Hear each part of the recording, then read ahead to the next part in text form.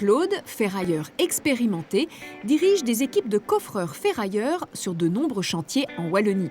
Il nous explique l'importance du travail de ces professionnels. Le ferraillage, il y en a partout, même dans une petite maison traditionnelle, il y a les linteaux de porte. Du moment que ça devient trop gros, là, on fait un traditionnel.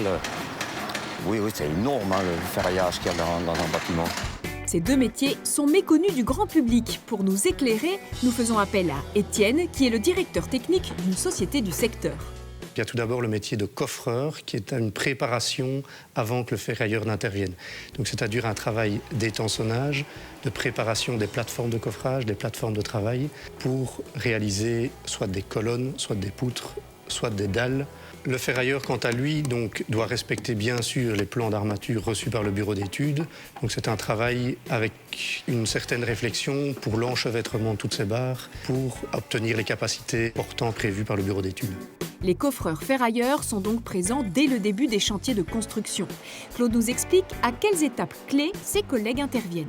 Dès qu'on commence, on fait la dalle du sol et puis après on fait vraiment le squelette du bâtiment, la résistance du bâtiment avec le ferraillage qu'on met dedans, et le coffreur lui qui vient refermer et bétonner, c'est leur métier aussi, voilà. Et puis on a le maçon qui passe après nous. Bien qu'il soit d'une importance cruciale pour assurer la résistance des bâtiments, le travail des coffreurs ferrailleurs est finalement invisible. Ça c'est un peu dommage parce que on ferraille, on monte, on fait un montage de toutes sortes.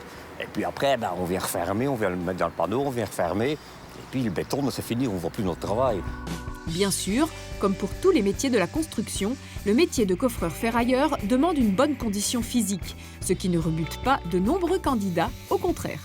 Quand il fait très chaud, les barres sont très chaudes. Quand il fait froid ou qu'il pleut, on est arrangé, on est toujours dans un état. Et puis les dalles, c'est quand même très, très éprouvant pour le dos. Mais j'ai deux jeunes avec moi pour le moment, ils adorent ça et il ne faut pas leur demander de faire autre chose. Ils sont ferrailleurs maintenant. Les filières classiques de la formation au métier du bâtiment sont l'enseignement ordinaire de plein exercice et la formation en alternance ou de promotion sociale.